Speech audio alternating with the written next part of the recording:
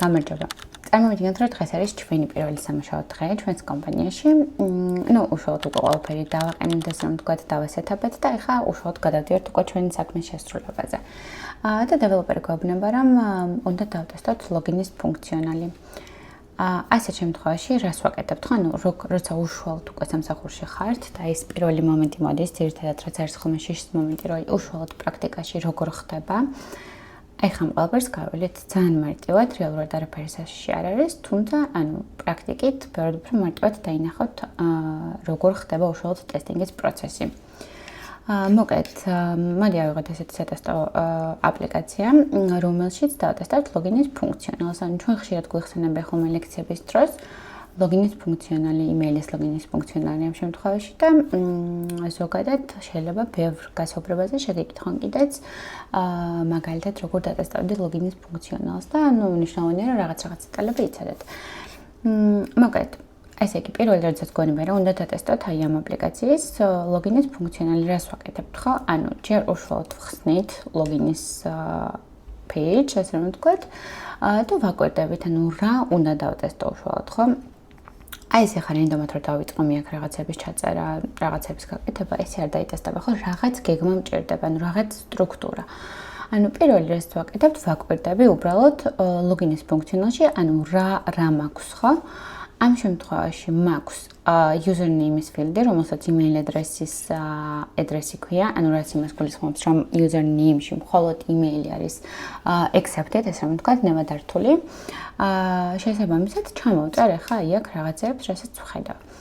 მოკლედ, მოდი ახლა ჩამოვწერ ესე იგი პირველი რას ვხედავთ, ხო? Email address. გვაქვს ასევე password-ის ფილდი, გვაქვს forgot password და sign in. ესე იგი, email address, password, forgot password და sign in button.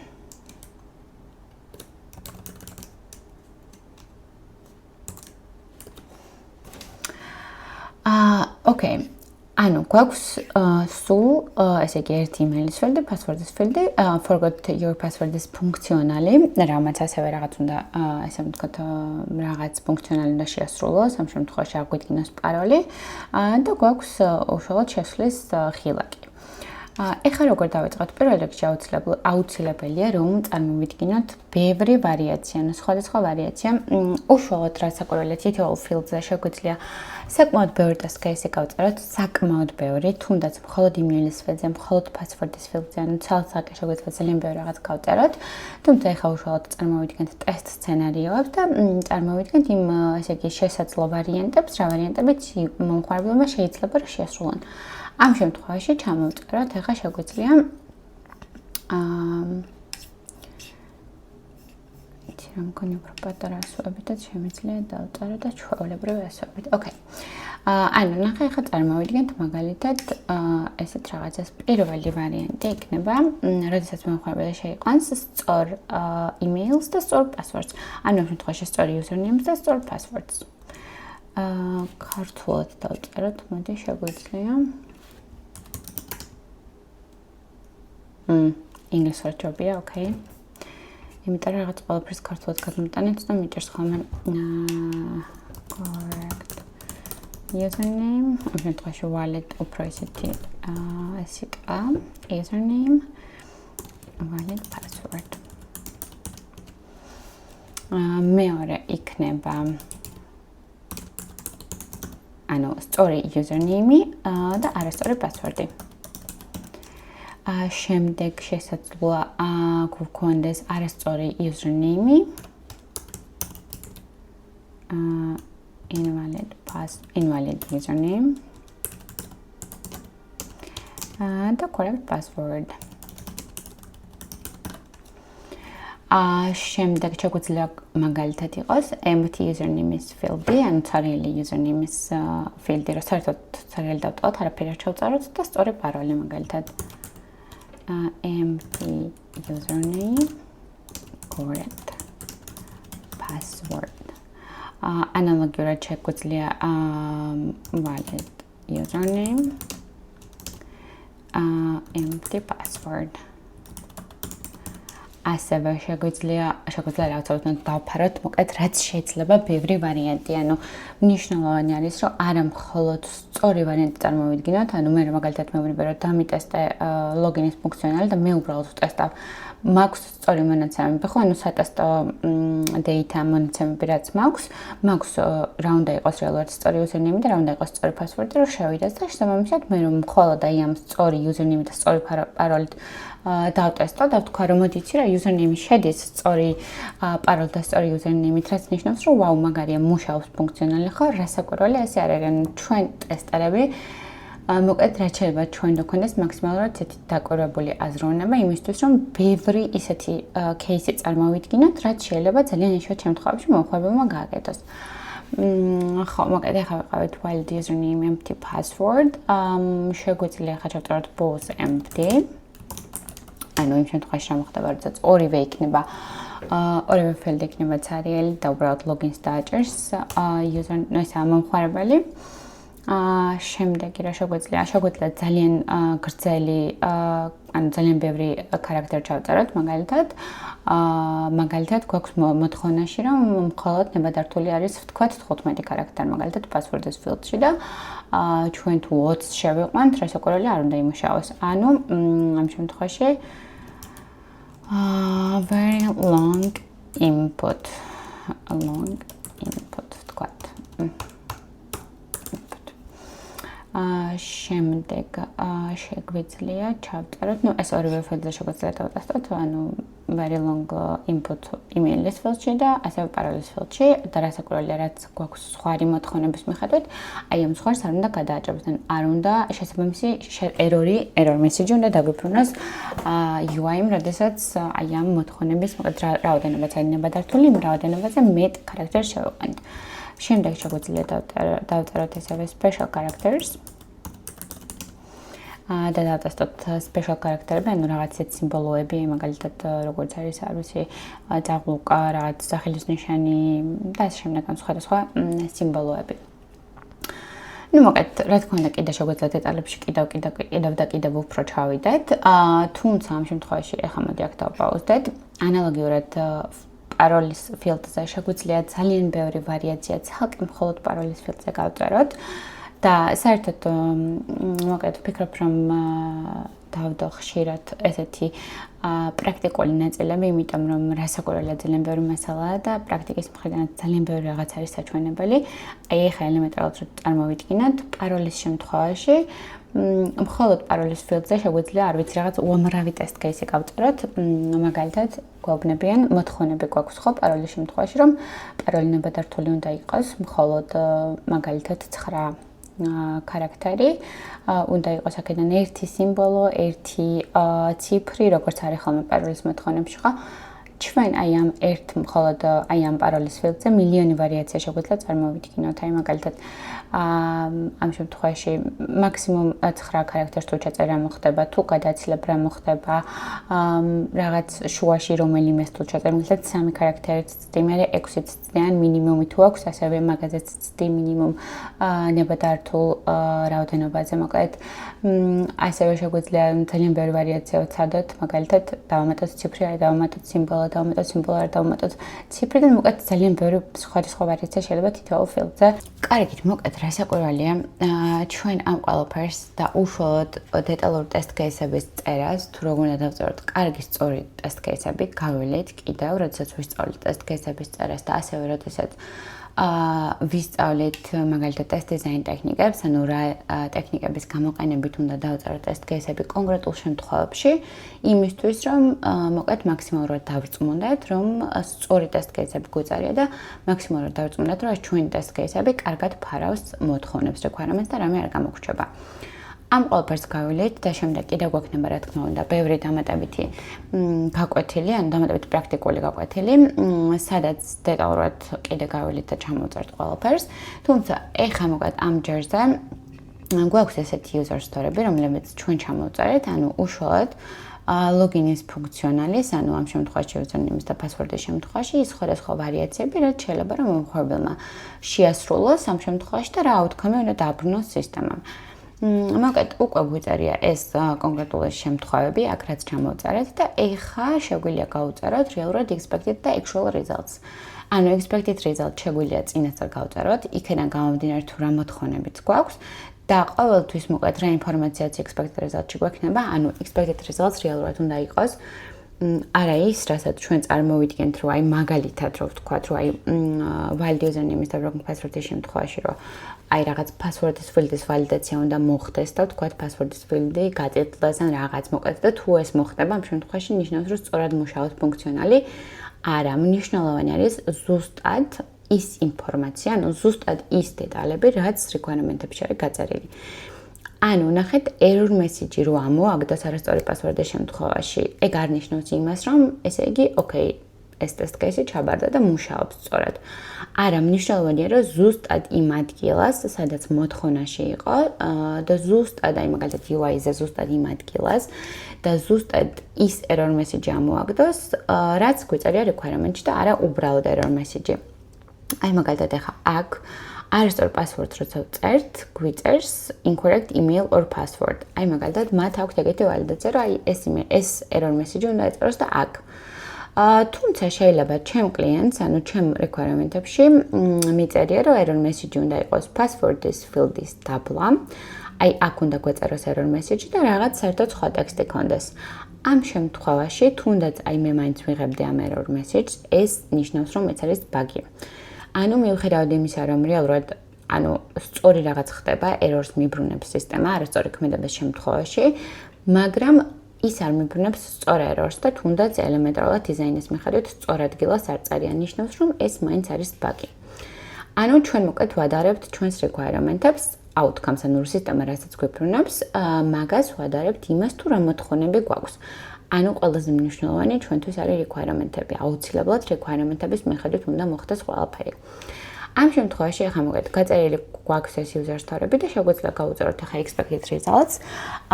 ამ expected results მოგეთ ჩვეულებრივ შემთხვევაში თქვენს კომპანიაში აუცილებლად გაწერთ requirement-ების მიხედვით, რაც მოცემული გექნებათ, ანუ requirement-ების ფაილი, ან ticket-ში იქნება გაწერილი ეს requirement-ები, მოგეთ ეს ინფორმაცია თქვენ გექნებათ და თუ არ გექნებათ, შეიძლება მოხდეს, რომ ზოგან მაგალითად არ გქონდეთ ან არ მოგაწოდოთ. აუცილებელია, რომ მოითხოვოთ business analytics ან project managers მოგეთ ვინც გეყოლებათ, აუცილებლად მოითხოვოთ ეს ინფორმაცია, რომ კარგი დეტალური დოკუმენტაცია გქონდეთ თქვენი requirement-ების, ანუ რეალურად რა არის მოთხოვნები. ეხლა მოგეთ იქნება გამომდინარე როგორც გითხარით უკვე რეალურად ეს გაკვეთილი ჩავწერე მთლიანად და რაღაც არ ვიცი ჯადო მოხდა და ეკრანი გაიყინა, შესაბამისად, რასაც საუბრობდი და ვაკეთებდი ეკრანზე, არაფერი არ შეინახა რეკორდინგმა და აქედან გამომდინარე მოკეთ თავიდან მომიწია ჩაწერა. ამიტომ უკვე მაქვს ჩამოწერილი, ახლა თავიდან უბრალოდ არ ჩამოვწერ, copy paste-ით ჩავსვავ იმას, რაც მქონდა გაკეთებული და უბრალოდ გავიაროთ სათითაოდ თითოეული მათგანი. კარგი, მოკლედ. ესე იგი პირველი შემთხვევა, რაც გვაქვს მოცემული, არის valid username, valid password. ანუ ჩვენ გვაინტერესებს რა უნდა მოხდეს expected result-ის შემთხვევაში, რა უნდა მოხდეს მაშინ, როდესაც მომხმარებელი შეიყვანს სწორ username-ს და სწორ password-ს. ამ შემთხვევაში, ანუ outcome, ანუ მოკლედ expected result უნდა იყოს ის, რომ მომხმარებელი რეალურად წარმატებით შევა თავის account-ს. ანუ ჩვენ გავუწერთ შესაბამის expected results, რომ მომხმარებელი წარმატებით დალოგინდება და შევა account-ზე. შემდეგ valid username-ის და wrong password-ის შემთხვევაში და ყველა დანარჩენის შემთხვევაში, როდესაც რაღაც ვალიდაცია უნდა მოხდეს, მე აქ მიწერია ახლა validation check, თუმცა ყველა შემთხვევაში ჩვენ გვეწოდინება რა კონკრეტული outcome უნდა დააბრუნოს სისტემამ. ანუ როგორც წეგან ვისაუბრეთ, wrong password-ის შემთხვევაში ზუსტად გვეწოდინება კონკრეტულად სად უნდა იყოს ეკრანზე error message, რა ფერი უნდა იყოს, რა message უნდა ეწეროს. შესაბამისად expected result-ში ზუსტად მაგას გავწერთ. ანუ გავწერთ, აი ამ შემთხვევაში რო ავიღოთ, ახლა აქ რაც ხდება ხო? ამ შემთხვევაში გავწერთ, რომ მაგალითად incorrect password-ის ვალიდაცია მოხდება პირველ რიგში და error message-ს დავუწერთ ჩვეულებრივად რაც უნდა იყოს. ამ შემთხვევაში წარმოვიდგინოთ, რომ ეს გვაქვს გაწერილი მოკლედ ჩვენს requirement-ებში, ან ჩვენ requirement-ებს მიხედვით, აი ეს error message უნდა ყოფილიყო. შესაბამისად გავწერთ და ანალოგიურად ყველა მათგანზე, როდესაც რაღაც არასწორი ხდება და ვალიდაცია ხდება, ზუსტად გვექნება მოცემული ის თუ რა სურს კლიენტს რომ მოხდეს. აი მაგალითად empty, ვთქვათ empty username და correct password, ხო? მაგალითად ზოგ კომპანიაში შეიძლება გქონდეს თუ დატოვებ empty usernames, აი ესე სწორი პაროლი მიწერია და sign in button-ს ვაწვევი, ხო? აი ამ კონკრეტულ შემთხვევაში მაძლევს უფლებას, რომ დავაჭირო sign in button-ს, თუმცა შეიძლება მე რომელ აპლიკაციაზეც ვმუშაობ, ვთქვათ, ჩემს კლიენტს ქონდეს ეგეთი მოთხოვნა, რომ თუ რომელიმე ერთ-ერთი ფილდი იქნება ცარიელი, ამ შემთხვევაში არ მისცე უფლება მომხმარებას, რომ დააჭიროს, ანუ ეს button იყოს disabled, საერთოდ არ ქონდეს საშუალება, რომ დააკლიკოს რეალურად მაგაზე. შეიძლება ზოგს ქონდეს ესეთი ვალიდაცია, რომ თუ მაგალითად დააჭერს ხელს sign in button-ს, აი ეს კონკრეტული ფილდი გაწესდეს და დაიწეროს დაბლა, რომ field is required, რომ მაგალითად ეს არის აუცილებელი ფილდი და აუცილებლად უნდა შეავსოთ. ამ შემთხვევაში დავაჭიროთ ახლა და ვნახოთ რა მოხდება. ხო, ამ შემთხვევაში იგივე error message გვიგდებს. ანუ აქ ახლა უბრალოდ ეს არის სატესტო აპლიკაცია და მარტივად არის გაწერილი, რომ ნებისმიერი არასწორი ქმედების შემთხვევაში მარტივად ერთ-ერთი error message ეწარება, რომ შენი email and password არის არასწორი. თუმცა კიდევ ერთხელ მოგეთ როგორც გავიარეთ, ყველა კომპანიაში და ყველგან სადაც მივხვდეთ და იმუშავებთ, რაღაც განსხვავებული იქნება. ეს არ ნიშნავს, რომ მე თუ ამ აპლიკაციაში ამ error message მიწერს, შემდეგ რო სადღაც დავიწყებ მუშაობას, რა თქმა უნდა, არ ნიშნავს, რომ ეს error message უნდა მივიღო იქაც. დამოკიდებულია იმაზე, თუ კონკრეტულად აი კლიენტს რა მოთხოვნები აქვს. აქედან გამომდინარე, ჩვენ ტესტავთ ყოველთვის ამ მოთხოვნების მიხედვით. ანუ თუ რაღაც მოთხოვნას არ ემთხოვა, ეს არის ბაგი და მორჩა. არ აქვს მნიშვნელობა აქ error message მიწერს, არ მიწერს. თუ ის იმ კონკრეტულ ადგილას და იმ კონკრეტულ ფორმატში არ არის, რაც ჩემ კლიენტს მოთხოვნა შეაქვს გაწერილი, ნიშნავს, რომ ეს არის ბაგი. კარგი. აქ მოკეთ შესაბამისად დანარჩენი, იმიტომ არ გავწერე, რომ მინდოდა ეს ამეხსნა, რომ უბრალოდ ვალიდაციის ჩეკი მოხდება ყველა შემთხვევაში, ანუ უნდა მოხდეს, ვალიდაცია უნდა შემოწმდეს, რომ რაღაც არასწორი მოხდა, თუმცა რა კონკრეტული outcome იქნება, ანუ რა კონკრეტული error message-ები იქნება, თუ როგორ იმუშავებს მოკეთ ეს ვალიდაცია, ეს დამოკიდებულია ჩვენ მოთხოვნებზე, რაც გაწერილი გვექნება. კარგი, შემდეგ როდესაც უკვე აი ამ მოთხოვნების მიხედვით expected result-ებს გავწერთ, მე უკვე გადავდივართ იმ ნაწილზე, როცა უშუალოდ ხდება test cases execution, ანუ როდესაც უშუალოდ აღგვეცათ რავი, ანუ როდესაც უშუალოდ ვასრულებთ ამ test case-ებს. ამ შემთხვევაში ახლა დავიწყეთ. მოკეთ გავწერეთ ეს ინფორმაცია, გავწერეთ expected results და ახლა უშუალოდ გადავდივარ ხსნი აპლიკაციას და მივყვები. პირველი შემთხვევაში ჯერ პირველს ვასრულებ და ვხედავ რა მოხდება, მერე მეორეს ვაკეთებ და ვხედავ რა მოხდება. ეს არის უკვე რეალურად ტესტინგის პროცესი, მეტი არაფერი. ანუ არაფერი ამაზე რთული. ზოგადად ჩემთვისაც ხშირად იყო ის მომენტი და მქონდა ის მომენტი, რომ აი მაინტერესებდა მაგალითად აი როგორ უნდა ვიცოდე რა ტიპის მაგალითად რა ტიპის ტესტინგი უნდა გამოვიყენო, აი მაგალითად რომელი testing types უნდა გამოვიყენო, რის მიხედვით უნდა დავტესტო, რის მიხედვით უნდა გავწერო, რამდენი test case უნდა დავწერო და ასე შემდეგ. ანუ ეს ყველაფერი რაღაც ჩემთვის ცოტა ბუნდოვანი იყო და შემომისად რთულია, როდესაც პრაქტიკულ ნაწილს ვერ ხედავ, გაიაზრო ეს რაღაცები.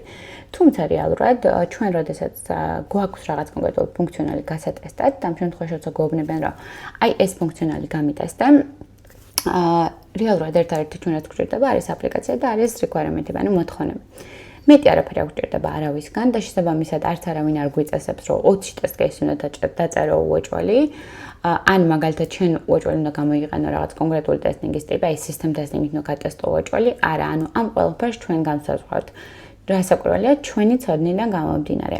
ანუ ჩვენ კარგად უნდა ვიცოდეთ პროცესი, უნდა ვიცოდეთ კარგად SDLC, ყველა დეტალი და აქედან გამომდინარე უკვე ჩვენი სწორი მუშაობა და ასე რომ ვთქვათ, კარგად საქმის შესრულება დამოკიდებულია იმაზე, თუ ჩვენ რა ცოდნა გვაქვს მოკეთ და ამის მიხედვით უკვე ჩვენ ხვდებით რა დროს რა ტესტინგ ტიპი უნდა გამოვიყენოთ, რა დროს რა test design ტექნიკა უნდა გამოვიყენოთ, რაზეც ასევე ვისაუბრებთ. რამდენი test case უნდა გავწეროთ იმისთვის, რომ მაქსიმალურად დავფაროთ ის მოთხოვნები, რაც გვაქვს და ასე შემდეგ. ანუ ეს უკვე არის ჩვენი ნაწილი და ჩვენ წვეთთ ამ ყველაფერს. კარგი, მოგეთ, ახლა ამ შემთხვევაში, ამ 8-ის შემთხვევაში გავწერეთ უკვე expected results და ახლა უშუალოდ გადავდივარ ხსნი აპლიკაციას და უბრალოდ ვიწყებ ამის შესრულებას. მეტი არაფერი. ანუ პირველი გვაქვს valid username, valid password. Okay, ანუ ჩავწერ ეს უკვე შექმნილი account-იდან, ჩავწერ ახლა valid username, valid password, დავაჭერ ხელებს და ხედავ რა ხდება. შევედით account-ზე წარმატებით, ხო? ანუ ეს იყო expected results, ეს იყო რეალურად რაც უნდა მომხდარიყო. აქედან გამომდინარე, ჩვეულებრივად აი actual result-ში ახლა დავწერთ, რომ შესრულდა ეს, ანუ იგივეა ზუსტად copy paste-ით იდეაში გადმოვიტანთ, რომ user logs in successfully. ანუ იდეაში იგივე რაღაც ზუსტად, იმიტომ რომ რეალურად შევიდა წარმატებით. ანუ ეს რას ნიშნავს? ეს ნიშნავს, რომ ჩვენი test case არის passed. ანუ ჩააბარამ test case-მა. ანუ okay, ეს კარგად მუშაობს. შემდეგ ახლა გადავდივართ მეორეზე, valid username, wrong password. კარგი. valid username-ი ისევ და password-ს ახლა უბრალოდ ჩავანაცვლებ და ჩავწერ რაღაც random ციფრებს.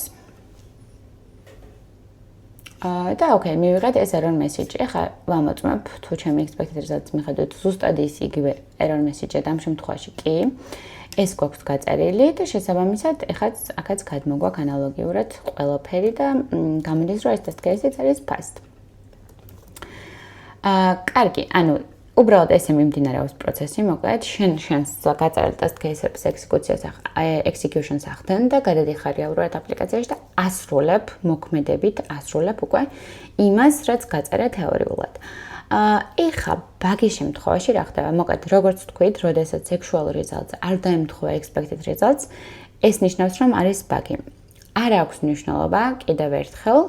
მოდი ახლა გავწეროთ ესეთი რაღაც მაგალითად incorrect password validation შემთხვევაში error message under the password field. და მოდი დავწეროთ რომ incorrect password უბრალოდ. კარგი, მოდი ახლა ჩავთვალოთ რომ ეს არის ჩვენი expected results. ანუ incorrect password validation როცა მოხდება, error message უნდა დაგვიწეროს password is field is ქვემოთ. და უნდა დაეწეროს incorrect password message. ეხლა როცა შევასრულებთ რა მოხდა ხო? ანუ არასწორი მოგეთ პაროლი ჩავწერეთ.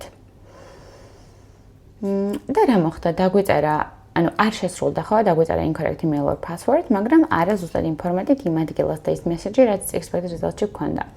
ამ შემთხვევაში ნიშნავს, რომ ეს არის ბაგი, არა აქვს მნიშვნელობა, მოგეთ შეგვიშვა თუ არ შეგვიშვა.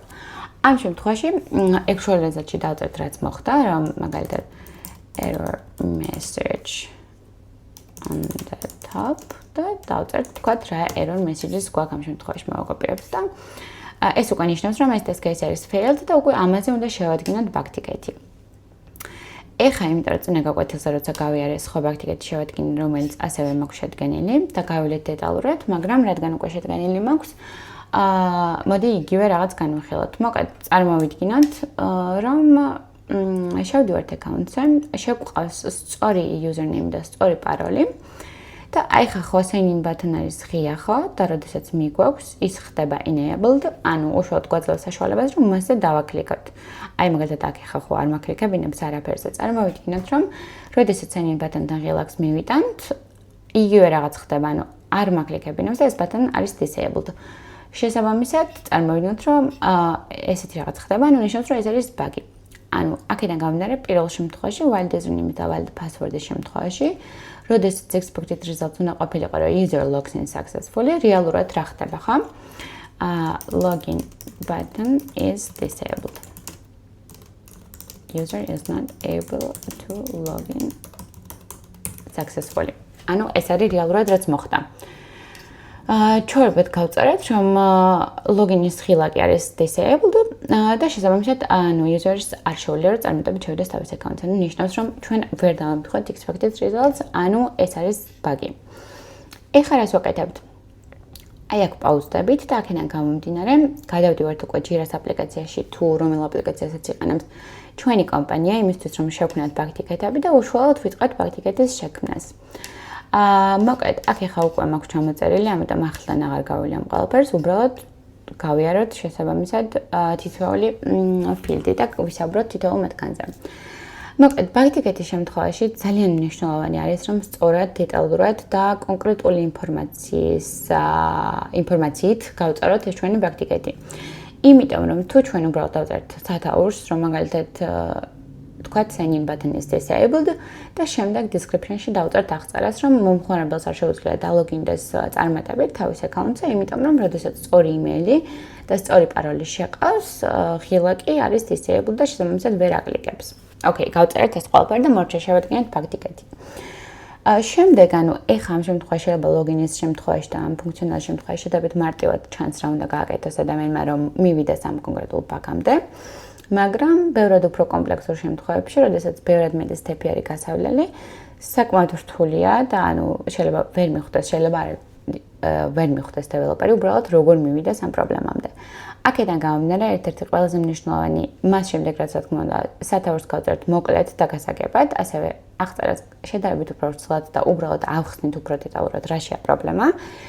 და შემდეგ უკვე აუცილებელი ერთ-ერთი ყველაზე მნიშვნელოვანი ფილდი არის steps to reproduce, ანუ რა კონკრეტული ნაბიჯები უნდა გაიაროს ადამიანმა, რომ მივიდეს ზუსტად ამ პრობლემამდე, ამ ბაგამდე.